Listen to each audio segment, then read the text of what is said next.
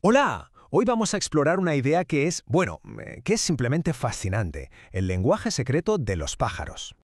A ver, para empezar, pensemos en esto por un momento. ¿Y si de verdad existiera un lenguaje que no se habla, que no se escribe, uno invisible, casi imposible de traducir, pero que es más antiguo que cualquier civilización que conozcamos? Es una idea que, como veremos, aparece una y otra vez en las tradiciones más profundas de la humanidad. Vale, lo primero es lo primero. Hay que entender bien de qué estamos hablando, porque el nombre, el lenguaje de los pájaros, la verdad es que puede confundir un poco. Ojo, que quede claro desde ya. No estamos hablando del canto de los jilgueros en el parque. Nada que ver. Esto es algo mucho más profundo. Hablamos de una especie de clave, de un código espiritual. Los antiguos iniciados creían que era la llave para entender cómo funciona de verdad el universo, sus secretos. Y el poder que le atribuían era inmenso, de verdad. No era un simple lenguaje para contar lo que vemos. Que va, se creía que era el mismísimo idioma de la creación. Un lenguaje que, al usarlo, no solo describía las cosas, sino que podía invocar su esencia y, por tanto, cambiar la realidad misma. Casi nada. La idea de fondo es que las palabras son como llaves, llaves que abren puertas entre nuestro mundo y otros. Nombrar algo no era solo ponerle una etiqueta, era invocar su poder, su esencia. Y claro, ¿quiénes viajan entre el cielo y la tierra? Los pájaros. Por eso se les veía como los mensajeros perfectos de lo divino. De hecho, hay un montón de leyendas, como la del rey Salomón, que cuentan que él dominaba esta lengua y podía hablar con los animales y hasta con los espíritus. Y esto no es cosa de una sola cultura, ¿eh? Ni de lejos.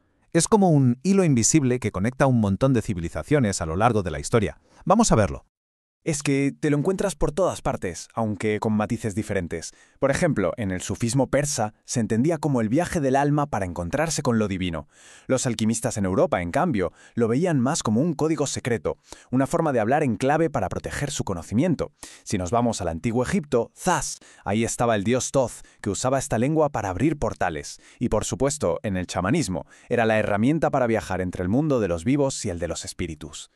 Hay una obra brutal, La Conferencia de los Pájaros, de un místico persa llamado Farid ud-Din Attar.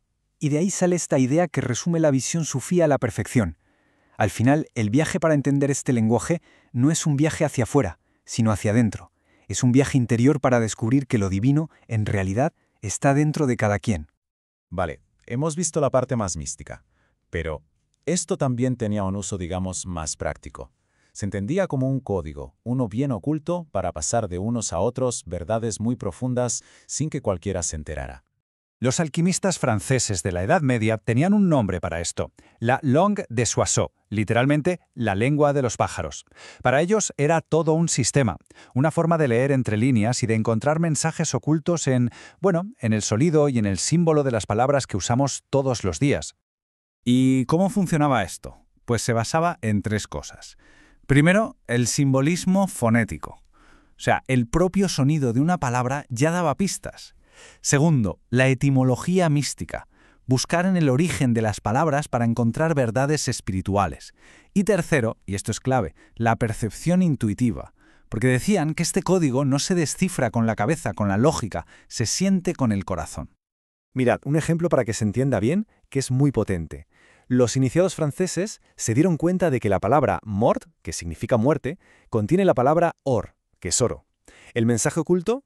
Pues es una de las grandes enseñanzas de la alquimia, que la muerte no es el final, es una transformación, una transmutación, un paso que hay que dar para llegar a la iluminación, al oro espiritual. Y aquí viene algo que a mí me parece fascinante. Hay una teoría que dice que incluso los cuentos de hadas de toda la vida, los de los hermanos Grimm, por ejemplo, en realidad son como cápsulas del tiempo llenas de este conocimiento. Que el bosque encantado, el cuervo que habla, que todo eso no son solo fantasías para niños, sino historias simbólicas creadas para que esta sabiduría antigua no se perdiera. Claro, todo esto puede sonar a leyenda, a cosa del pasado, ¿verdad? Pero, ¿y si este lenguaje nunca se ha ido? ¿Y si sigue aquí, entre nosotros? Vamos a ver cómo esta voz sigue resonando hoy en día. Lo que es que el lenguaje no ha desaparecido, solo ha cambiado de traje, por así decirlo. Lo que antes eran símbolos alquímicos, hoy lo vemos en la geometría sagrada. Los cantos de antes resuenan en los mantras o en canciones que nos tocan el alma. Y lo que eran oráculos y visiones, pues hoy lo llamamos sincronicidad o simplemente intuición.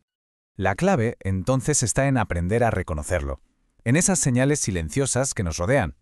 A veces es una frase que se lee o se escucha y que parece que está escrita justo para ese momento, o una corazonada que no se sabe de dónde viene, o esa canción que pone la piel de gallina, o los sueños que se repiten una y otra vez. Con tanto ruido como hay en el mundo, estas señales sutiles son la forma que tiene de hablar. Así que la pregunta del millón no es si este lenguaje existe, la pregunta es ¿cómo podemos empezar a escucharlo otra vez? ¿Cómo podemos volver a sintonizar con esa frecuencia? Bueno, pues según estas tradiciones, el camino es bastante simple, aunque muy profundo. Lo primero, bajar el volumen. Hacer silencio, tanto fuera como por dentro. Lo segundo, estar más atento. Fijarse en los símbolos que se repiten, en esas casualidades que no lo son tanto. Y lo tercero, que es quizá lo más difícil y lo más importante, confiar en lo que se siente, en esa vibración. Porque este es un lenguaje que, como decíamos, se siente, no se piensa. Y para cerrar, no hay nada mejor que esta frase del poeta Rumi, que lo condensa todo de una forma magistral. A lo mejor el lenguaje de los pájaros nunca fue un código para descifrar con la mente. A lo mejor siempre ha sido una invitación a volver a escuchar lo que siempre ha estado ahí esperando en el silencio. Como él decía, hay una voz que no usa palabras, escúchala.